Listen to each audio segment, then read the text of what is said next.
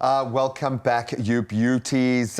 Hilton was mind-blowing. I think we're trying to wrap our heads around it. Obviously, the journey to jazz is an opportunity for you to see firsthand some of the best aficionados in the land and from that area, which is great. But my little brain just can't understand the level of genius that we have experienced, and we will get another opportunity to do that as well. So stick around. But right now, my little brain needs some entertainment news that I can process, please. I definitely have that for you. I'm very excited to get into entertainment news, starting with a bit of a downer, I won't lie, because it's all around Keisha Cole. Now, we've been waiting for the moment that we get to see her live in South Africa, and there have been huge question marks all around this. Of course, we know her from all of her hits, and we thought we'd be able to serenade and sing it loud to our partners and our loved ones.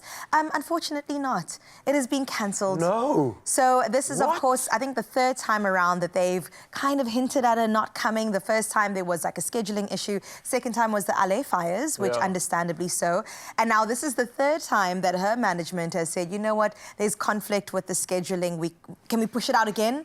And the organisers have said no. Well, I think we need to do a little bit of digging here, because this is a PR nightmare for an artist in a very big market for them. So just to enter into discussions, the fact that this has been so vocally kind of put out there initially, you've got to mitigate that early on if you know it's not a done and dusted deal, because this story will hang around, it will stick around in South Africa. We now kind of associate her as the artist that doesn't want to come here, and I doubt that's the case. I'm sure she is desperate to come here. That's literally what I was going to say. Like, you've got to be careful when you mess with the Africans, huh? Like, don't play with our hearts. Ride or die. We'll celebrate you, but we will also take you down if you mess with us. And I think this is a very a sketchy line that's been walked here. I really hope that there is some more reasoning and justification, because disappointment is a real And also, thing. I don't want to feel like uncomfortable about coming here now. Please come here, because we want you to perform here. We love you, man. We want you to come. Oh, man. But I think it's just a big disappointment on the fan side as well. That's what it really is. We were really waiting for this moment. It was supposed to happen very soon, and everybody they bought their outfits, you know what I'm saying? And it's like an event. No, it's not happening anymore. Anyway, we'll see what happens going forward. Let's actually cast our eyes towards Cher. Oh, yeah, what's she up to? Such a big fan of Cher since the beginning days. And she recently, I think in 2022, announced that her relationship with a 40-year gap with her partner, AE, became public. And a lot of people were scrutinizing it, but I said Cher can get whoever she wants to. And now he attended Coachella without her and was surrounded by women, and people started speculating, saying they're no longer together. Why would Cher find herself at Coachella, guys? This woman is resting on her money. She's chilling. She probably sent those girls to look after him. You know what I mean? Make a wall around him, and I'm sure deserves everything that she gets, and just leave her alone. Or maybe Goodness she's just got like a younger man, because she doesn't age. I don't know. I'm not putting it out there. I'm just saying. Younger than the 40-year gap that they have. But look, she doesn't age, right? What's wrong with that? You can establish that. Nothing wrong. Sure, I love you. Don't come for me. But 40 years is quite a gap, but they look good together. I mean, look at that. She makes me, She's current. I suppose if you're looking at the PR stakes, if you're looking at that element, it's awesome that we are sitting here on the other side of the world talking about Cher's relationship. You want to keep yourself current? It's true, and she is a superstar since the 90s, early 2000s, and to this day. Somebody who also has gained relevance, maybe notoriously so, Justin Bieber. Yeah, how's he doing? Biebs, hectic stuff happening that side. He's reportedly facing personal struggles financially. What? Apparently he's in debt, like crazy, crazy even? debt. I know, How did he Justin spend his Bieber. money? It's crazy. They're saying that basically poor decision-making is what brought him to this moment, and also damaged relationships.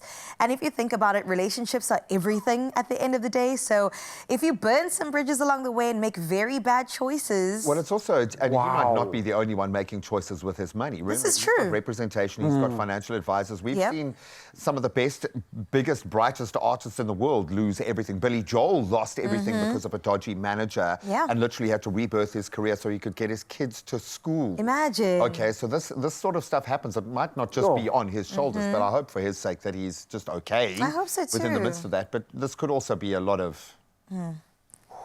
fanning. What the is flames. Smoke that? and mirrors. I heard the smoke. I thought, okay, no, that's He's something probably else. still got about $100 million sitting in a bank account. Probably, which may not be enough to cover his lifestyle. I don't Operating know. expenses for his like 30 homes and things, maybe. You know. Maybe. Well, listen, this also happened to T-Pain, and he managed to come back. So I do believe Justin Bieber will. He's also distanced himself from Drew House, the fashion brand, to create his own called Skylark. So we'll definitely see where this is going to go, and hope, you know, wish him the best in terms of mental health and his financial stability. We really hope that he'll be okay. But let's end off on a good note. We've got to bring it home again. Thank you. Calvin Momo, can I just say I'm such a fan. I absolutely love everything that you do, and you've blessed us so generously with so much music. And I'm not the only one that feels this way.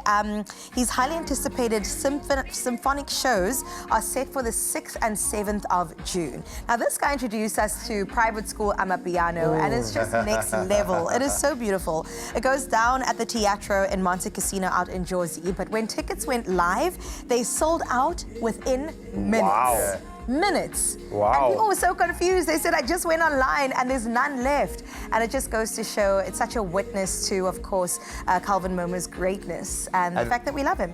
We really do, and it kind of feels like it's bringing in another golden era for our DJs, the men on the wheels of steel, yo. I like that. We've got so many men and women in South Africa doing next level work on the decks, and I love the fact that South Africa has a special place in the world when it comes to our DJs. Sure. But they need the bank that goes with that. They need to be treated like the superstars that they are as artists. Clearly they are. Minutes, There you sold out. go.